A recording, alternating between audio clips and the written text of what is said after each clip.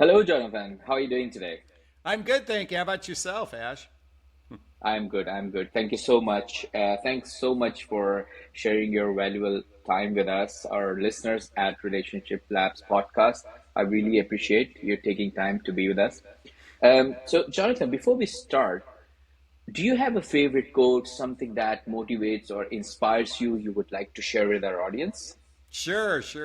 It's a very simple quote. It's by Walt Disney, and it's something that helped me get through a tough time in my life about 15 years ago.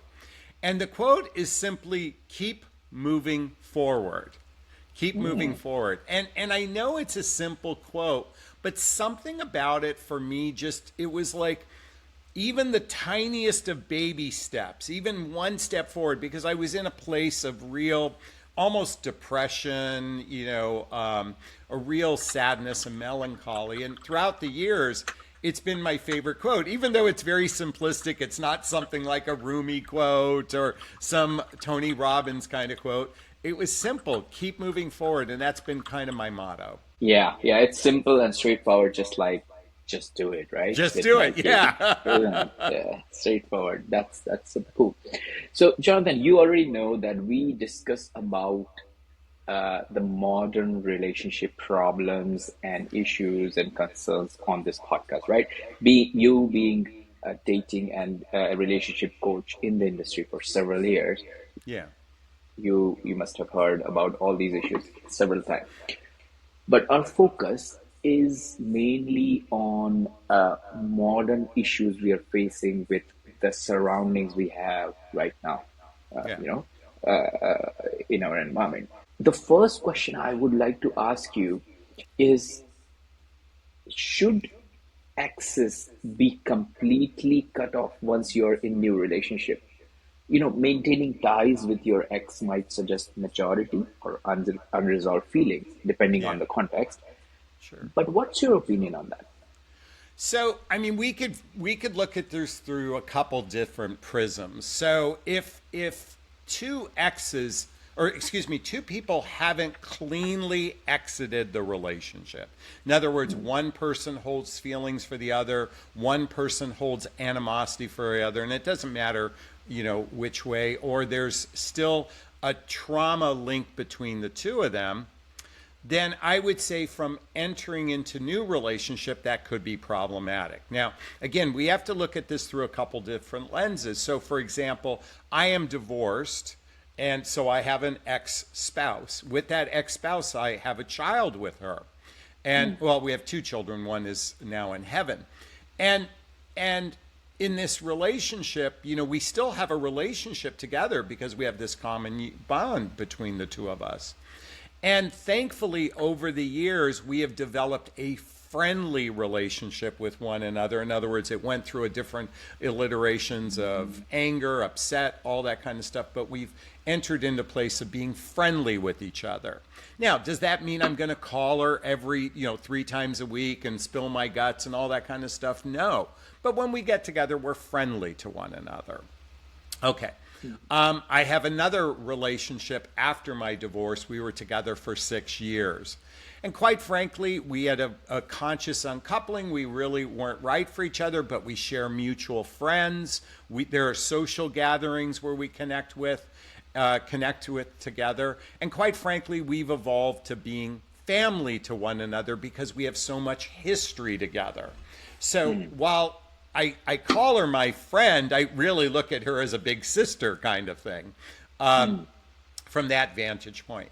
Now, I have other people in my life that entered where, you know what, it was probably a little bit of a trauma bond toxic relationship, or I knew one person held feelings for me, or I held feelings with them. In those cases, I think it's better to have as much space as possible to allow a new relationship to flourish and grow from that vantage point. But I don't mm, want to make it just, from my point of view, it's not a hard, fast rule. Now, mm, if someone has an issue with my relationships with other people, then then we have to get to the root of what is the fear causing the issue, especially mm, if and I'm using me when I'm saying this, but I mean the collective. So long as someone is transparent, someone is in integrity, someone is truthful, someone is honest. Again, I would say if the new person has a gigantic fear around it, then that fear or that reservation needs to be addressed, especially if someone is coming from an honest place. Indeed, indeed. And then you mentioned about having this openness is important when you're going through your relationship and keeping them to the level where you feel comfortable in it. But in modern world, there are so many elements around the relationship. It's not just the house where you live, it's the digital world you're around Yeah. surrounded by, right? And that causes quite a lot of distress in our real world, right? Yeah. Do you think should one share all their social media messages with their partner? I mean, like total transparency might reduce doubt, but also creates an atmosphere of surveillance. What do you think? You know, I mean, here's the thing. I think the best relationships are the ones where they can be vulnerable, authentic, and transparent with their partner from a truthful place. So, and trust being the most important facet to build within a relationship. So, and I think that should be the first agreement. Two people that are entering into the dating process agree to operate from a trustworthy place. Okay, putting that in a box for a second. Do you have to share everything?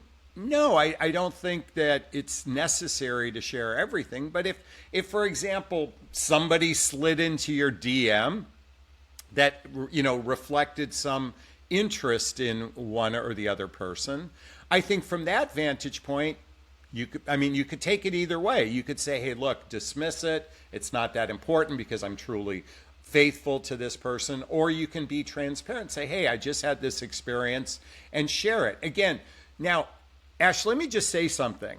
The people that I'm speaking to are what's known as emotional grown-ups, okay?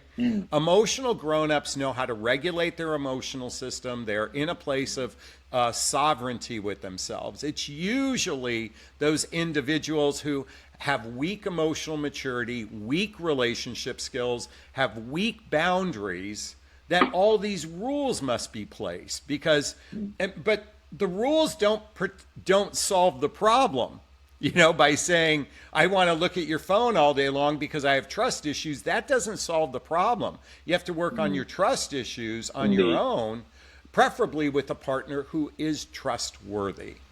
And you touched a very important point there, emotional intelligence, smartness, right? But there are a lot of people who ask me this question on LinkedIn and Instagram. Like nowadays in modern world, emotional cheating is considered worse than physical. Like, is emotional cheating worse than physical cheating? Well, physical affair can often seen as more damaging. Emotional affairs can create deeper, longer lasting fractures in trust. Yeah, this is a great question, regarding emotional cheating. And because of social media, it's rather easy to fall into the trap of an emotional connection with someone because you're not in their physical presence. So here's the thing. If someone feels inclined to create an emotional connection with somebody else outside of their primary partner, then most likely something is missing in the primary relationship that causes that person to go seek emotional connection elsewhere. I would prefer someone to say, look, I want to maintain integrity within my relationship. I want to maintain a level of sovereignty between the two of us. And if I'm not getting my needs met within this relationship, then you have to ask yourself, is this the right relationship for me? Number one. But number two, I think even Esther Perel says this, like we live in a world where our primary relationship has to take care of all our needs, unlike when we lived in tribes and in villages where many of our needs were met by multiple people, by family members, by, friends and that sort of thing. So if one finds themselves in a circumstance where they're gravitating to another person, I invite them to look in the mirror and go, look, this primary relationship I have has value. If I want to be in integrity with myself, and I'm going to step outside of it, then what's the point of being in a relationship if you're going to step outside of it? So in your opinion, then the emotional cheating could actually cause more challenges in your relationship compared to a physical one, or do you think both are equally, um, or You they're know, not equally compared? I don't, to the extent that we have to put some sort of comparison between the two, I would say, look, if someone was out of town, had a one night stand, and it was a momentary glitch in their integrity, that's one thing. And this is not absolving it. I'm just saying those are circumstances Yeah. versus, hey, you're chatting with someone on Instagram. First it starts as a like, then it's a comment, then it's a heart, then it's this, and over 6 months it's evolved to talking on the phone every day. That's a little bit different because there's a different level of intent going on. Well, not so much intent, but effort going on versus the one night stand kind of thing. And again, I'm not absolving the one night stand whatsoever for anyone that's listening to this. So I guess really you have to look at it. What's the cause of the interest to cheat, whether it's emotional or physical, and work on that rather than, judging it by a comparison. Interesting, because it all depends on the context and what kind of relationship Yeah. you are in, and how that played out into your healthy relationship which you have currently, and what might be the outcomes or the impact of it if you give it a little bit more attention. Yeah. Great. So let's move on to the controversial part of the relationship, right? A lot of people ask me this question on the comment section, that I do not want to forgive my partner who cheated on me. Okay. Now, I have this opinion that cheating happens because of some baggage we have in our relationship. For example, you've been in a relationship for like 10, 15 years, and as you explained, that there are a lot of needs we have from our partners compared to the older ages. Do you think, in your opinion, should we forgive a cheating partner or not? Well, I vaguely remember, and I can't remember who said it, forgiveness is not for them, it's for ourselves. So here's the thing. If you find yourself in a circumstance where you're in a relationship and one of the partners was unfaithful, okay, and what that means is they're breaking the covenant of the agreement of monogamy and exclusivity to some degree, okay? Then you have to look at, again, what was the cause of it, okay? And if the couple isn't, okay, let's put the forgiveness in a box for a second. If the couple wants to work on their relationship and improve so it can affair proof their relationship, then I would say make the investment and forgive. If you want to hold on to your anger, if you want to hold on to some sort of, putting a stake in the ground, like saying, I'm never going to forgive you, but I'm going to stay in this relationship, well, then why? Why do you want to stay in a relationship with someone that you Exactly. can't operate from a loving place, that you can't operate from an open heart? Now, throughout history, women used to be dependent upon men for financial survival. And in many cases, people find themselves in relationships where there is a dependency upon one another. So maybe their relationship is for a different purpose. It's merely to be financial support to one another. And then then the question begs, does it really matter if there's infidelity or not, especially with couples? By the way, if you look at most infidelity, I suspect it's usually because they haven't been physically intimate for a very long time. They haven't been Time. emotionally intimate for a long time. So I always wonder, why get upset for something that you're not experiencing anyway? So I think, and again, it's just when I say why get upset, I mean it's a question, not a Mm. statement of fact, Ash. Yeah, yeah, Um, yeah. then you have to look at what's the purpose of our relationship. Are we in a relationship to grow with one another, to evolve with one another, or are we just merely here as a transaction to some degree? You take care of me, I take care of you, and that's a transaction. There's nothing wrong with transactional relationships, but at least be honest about it. Mm. Mm. And then it comes the question around, oh, I used to love you, but I don't now because we don't have this intimacy between us anymore. But I do still love you because we have kids. But I also love this person. So, can you truly love two people at the same time? This raised the age-old tension between romantic idealism and emotional complexity. Yeah. Well, love is a complicated word. In fact, a friend of mine just shared with me more harm and death has come from the word love than any other thing on the planet. Um, Mm. it was just a perception that a friend shared with me. So, um, let's say you had 10 children. Can you love them all equally or in different ways? Absolutely. If you have family members, whom you love. So love is something that we give, okay? From our heart, ideally is the way I look at it, from a place of giving, not from a place of receiving. So can an individual care for someone and be in relationship and lust for somebody else on a physical level? Absolutely. Is that love or is it lust? Is it limerence? Is it unhealthy attachment in many cases? Mm. So the thing is, from the purest sense, love is beautiful. But humans oftentimes mistake lust as love. They mistake limerence, which is extreme infatuation, as love. And they also Mm. mistake insecure attachment to another human being as love. I'd venture to say roughly 50% or more people find themselves in an insecurely attached relationship, believing it's love, and putting the Mm. stake in the ground, this is love, but it's most likely an insecure attachment.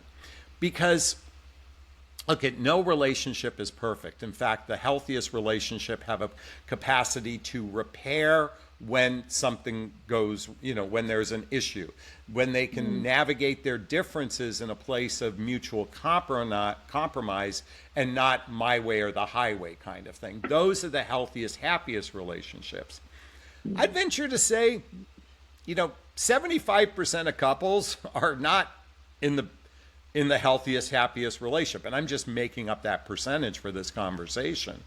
Partially because if 50% of marriages end divorce and 65 and 75% of second and third marriages end divorce, we humans aren't good at it. We aren't good That's at relationship. I mean, data let's is just, proving that. yeah, as a technology, I mean, would you want to get on an airplane that has a 65% failure rate? I mean, so, Not at but all. we'll enter into the most sacred place of our lives with complete unconsciousness because the vast majority of humans believe chemistry equals relationship success. And they enter Mm. into the dating process seeking attraction, entertainment, romance, and physical connection without any forethought of genuine. And by the way, I'm yelling here, please forgive me. I just get passionate. Without any forethought of genuine compatibility, emotional maturity, shared values, lifestyle compatibilities, and that sort of thing. Mm. And that's interesting because then let me ask you a $1 million question then. You help quite a lot of couples. You help quite a lot of individuals with their dating and relationship problem. What is the formula to figure out if this person is best for you to be in a relationship? Or what do you teach the people you coach? What is the process to do that? So, do you know why they call it dating? Because holy fucking shit, trying to figure out another human being is insane. Okay? So our That's true. ability to actually get to know someone else at a deep level is absolute practical insanity, particularly in an environment where we no longer have scarcity in the way we chose. So, for example, hundreds of years ago, you lived in a village, there was, 10 single men, 10 single women. That's all you had to choose from, Now we have this plethora, this paradox of choice going on where we can choose from a variety of different people. So here's the question that I have been exploring deeply lately. Because when we think of relationships, and when I think of the best relationships, what they have in common is that they are really good friends with one another. I mean, like, that's the core, yeah, they might have good sex, they might have, other things going on, but they have a true friendship.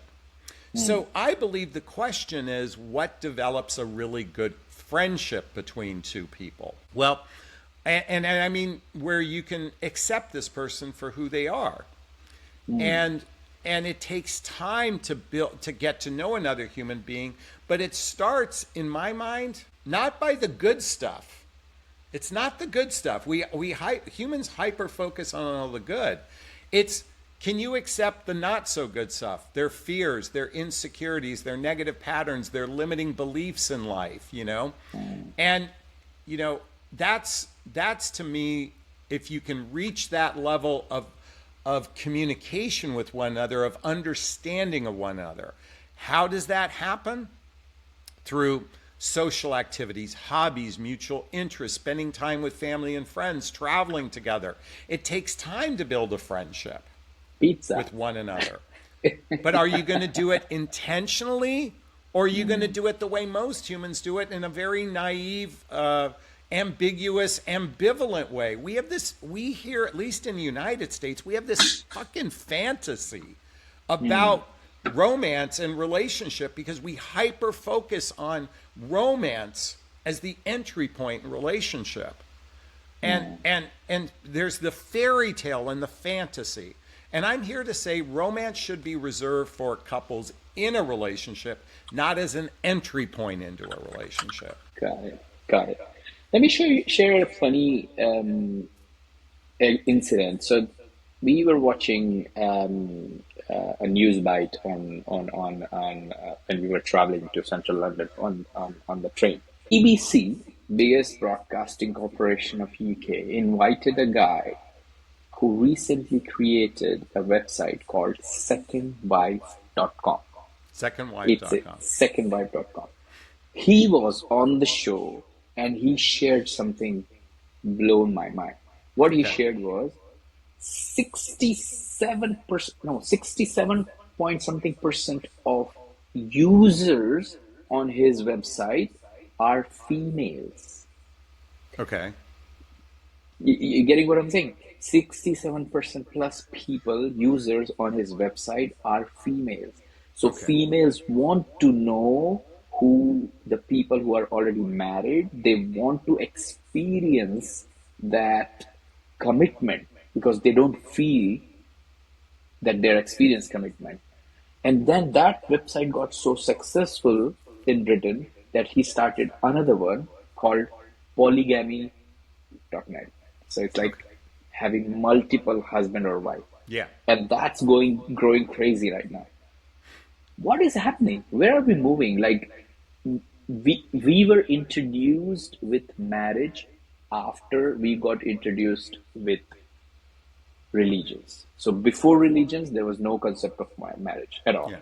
Everybody was free. The man goes for hunting. If the man protects you, you get more family members with this man. And then if you don't feel it, you go somewhere else. Yeah. Religion got introduced to humanity. In the religion, they thought, oh, that's going very bad. Let's introduce wedlock. Now, every one person has commitment to one person only. Do you think we are going back where we started?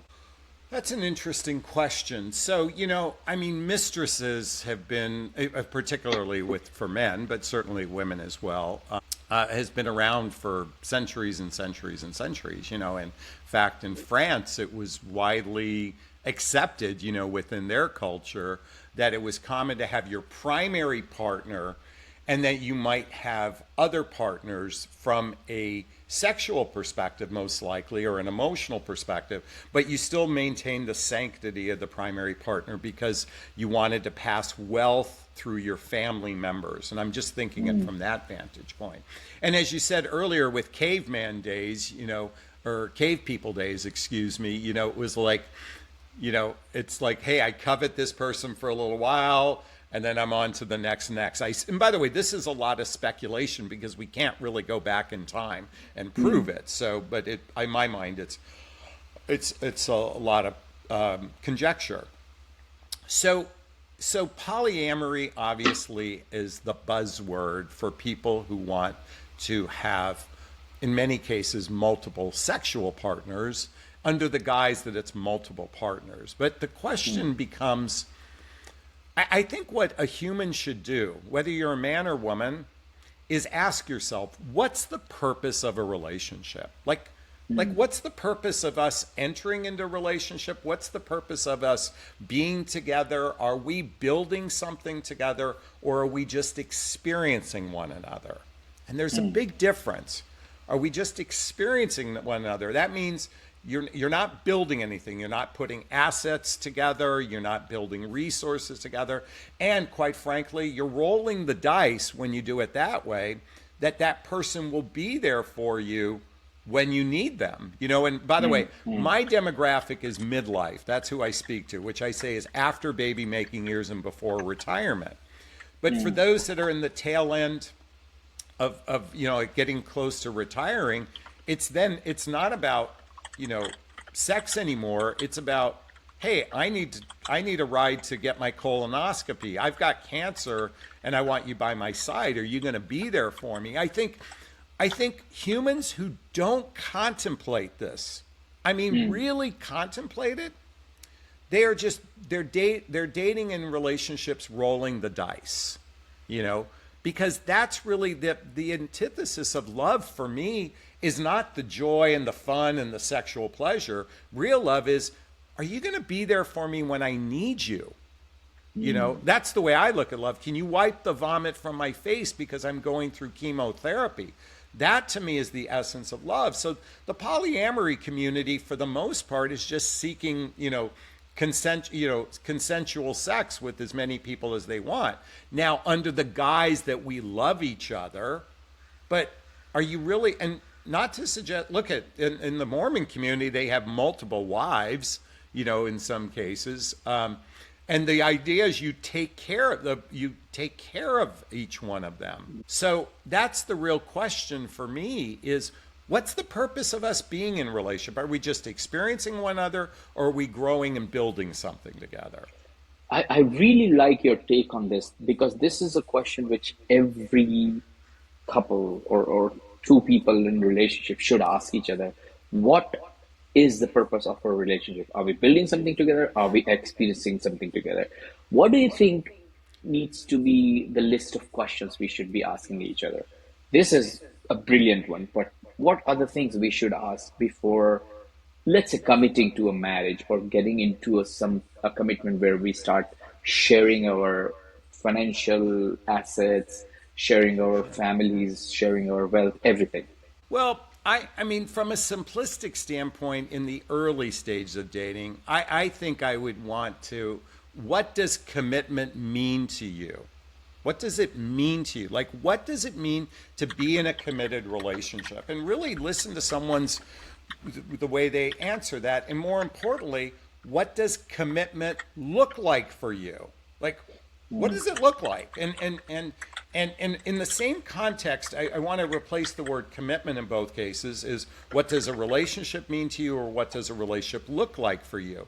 What I mean is, I want you to put it on the calendar. What days of the week do you want to spend together? Look at it like, what activities do we want to do together? What parts of our lives do we want to share with one another, and have a real discussion? And I'll tell you something, Ash, most humans are a deer in the headlights in this question. They haven't contemplated. They might say, I want a relationship, which really means I just want companionship, connection, and sex at my beck and call. But you're not, that's a form of relationship, but that's not really the idea, or at least in my mind, I focus on partnership based relationships and dating. Are we going to form a partnership together? That's the mindset. It's a long-term strategy, not a short-term. Let me just get my needs met right now.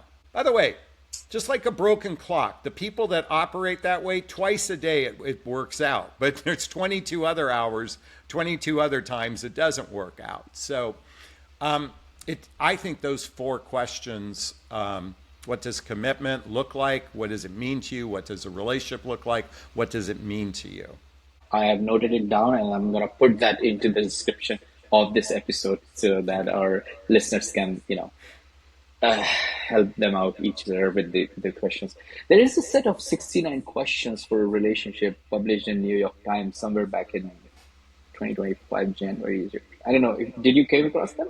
Yeah, I mean, there's so many different alliterations of things like that. Sure. Yeah. Yeah. Okay. Great stuff. Right. So let's move on to the similar trajectory then. We have talked about relationship. We have talked about commitment. We have talked about marriages a little bit. Uh, do you think, can we move towards the intimacy part? Can a relationship actually survive without sexual intimacy? Some couples maintain emotional closeness without sex, but for others, it's non-negotiable expression of love. For example, let me give you a very small incident. When I was dating my girlfriend, I went on a date with her. I did not kiss her.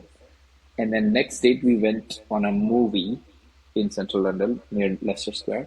In the movie, I think I remember we were watching 007. She was expecting me to kiss her, but I didn't do it. Because my rule is until you go to 3 days, never kiss, right? Okay. Then I went on the third day. We went to the Wimbledon, we had five. And then when we were returning back to our places in front of the underground station, I specifically asked her, can I kiss you? When she consented, then I kissed her. This is because I am surrounded by 24/7 with people who are like, oh, consent is primary and things like that. I know it seems plastic.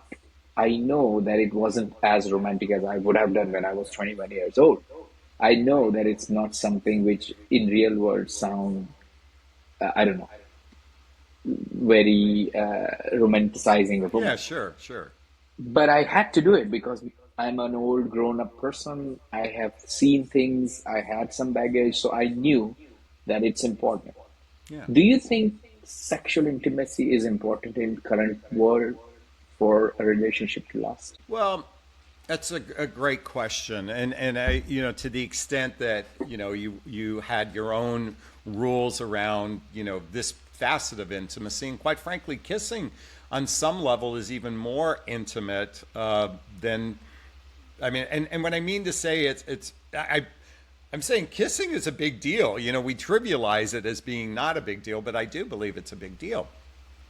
And when I say big deal, I think it represents, something unique in the heart and intimacy. So, can two people survive a relationship if they're not sexually active together? Absolutely. I mean, that happens. It gets kind of problematic if one person wants it and the other person doesn't. That's when it becomes problematic. I think what differentiates romantic relationships from platonic relationships is the physical intimacy part. It's the kissing, it's the affection, it's the sexual intercourse. So I think that's what kind of differentiates romantic versus platonic. But to answer your question, yeah, absolutely you can. But I'm like, sex is like the icing on the cake. Sex is the way to connect in ways it's like a sacred union. It's a way to bond. I mean, I've heard men say when I'm physically intimate, I feel like I'm at home. I've heard people say, and I've felt it for myself, it's a connection to the divine. It's a connection to something greater than themselves. I think that's, again, kind of the icing on the cake, so to speak. But yeah, I mean, couples can. I don't know Yeah, if it's I've seen. fun. Yeah, I mean, I have seen quite a lot of couples having, after having their first child or even second, they are not quite close as they used to be, but they're in a relationship and it's going great. But yeah, Oh, I would venture to say, though, I'm going to say something. I bet you anything. And this is, well, when I say anything, I'll bet $100 for the sake today. Those couples who have had children and are not physically intimate, one of their partners wants it. That need isn't being met in their relationship, and they're either sacrificing for the commitment they made. And I would say that couples, you know, I believe that couples should make it a requirement for themselves to say, regardless, whether I'm feeling it or not, let's plan it once a week to be physically intimate with one another, because, you know, chemicals get released from our body: oxytocin, testosterone, estrogen, serotonin, dopamine. And these are all feel-good drugs that, I mean, when I say feel-good drugs, I mean, I think, you know, put aside your ego for a second and make that part of your ritual so you don't become, you know, resentful. Because I guarantee you those couples that you said after a child in particular that kind of morph into, yeah, well, you know, it's like a holiday and birthdays kind of things. One or both people are not happy. Yeah, it's quite straightforward, isn't it? You look into their eyes and then you can say, okay, one of them is, or both of them is not happy because of one of the person in the relationship. Great, Jonathan. This is going great, but you know, we are limited of time, and we also Sure. have one more round, which is the lightning round in our Sure. episodes, where I've got six quick fire questions for you. So if you don't want to answer one of these questions, you just give me a skip, and then we move on to the next one. But I Okay. think you will enjoy them. Sure. You ready? Sure. Great. What's the top three rules every couple should follow in 2025 to make their relationship successful?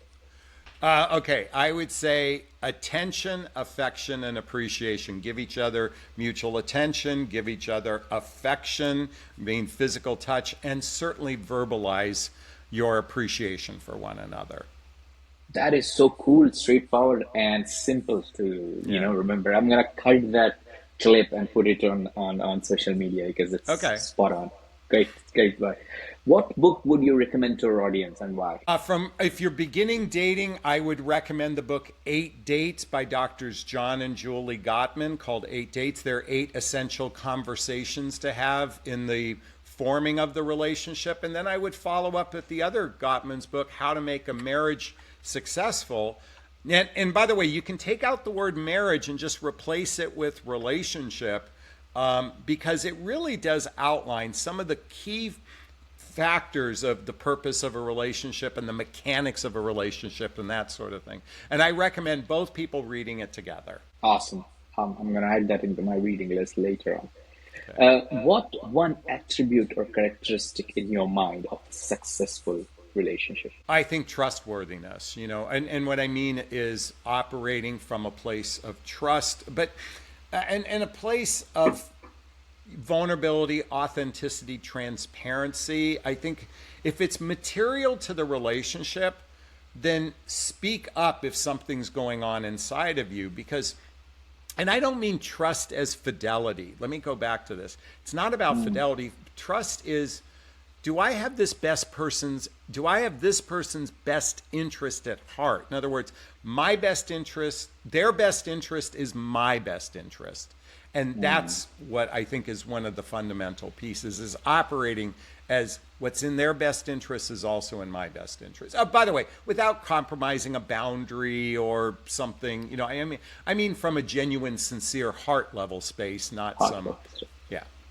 Yeah, great stuff. What's your favorite personal relationship hack? Hack? Oh, God. I don't know if I've thought about it in this way. I said it in the previous comment, but I really do believe, I call it VAT, VAT, vulnerability, authenticity, and transparency. I think actually, let me rewind. Okay, now it came to me as, please forgive this lightning round. No problem. I think being curious is probably the best hack of all. Being curious about how this person thinks, how they feel, what turns them on, what lights them up. And I don't mean from a sexual perspective, but I think the the couples that really hack the mind and the heart, like intellect and emotional connection, is the real juicy part of a romantic relationship. So be curious about your partner. And if two curious people come together and they're always saying, I'm curious about this, can we unpack it? I'm curious how you feel about this. I think that's the hack, okay? Which goes along with vulnerability, authenticity, and transparency. Indeed. And I think is it so the number five question is, because I can't word it properly, so I worded it like, is it possible to outgrow someone you love? But I don't know what's the right word for this question. Yeah, Is it?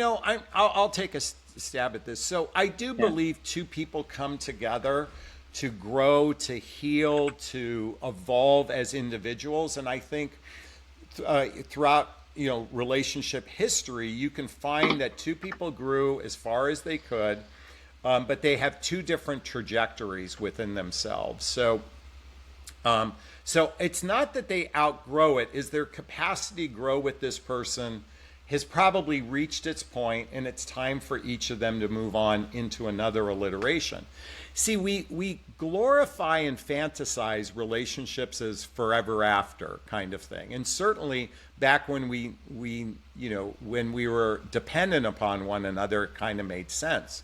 Now, if we look at a relationship from a place of growth, yeah, you can absolutely move through a relationship and be ready for a new one thereafter. And last but not least, what is the one secret weapon to keep your physical intimacy intact? What's the secret weapon? I know this might sound, constructive, but I think genuinely making regular time for physical intimacy, like put it in your calendar. I know it's not romantic, I know it's not spontaneous, but I know couples who have been married 66 years.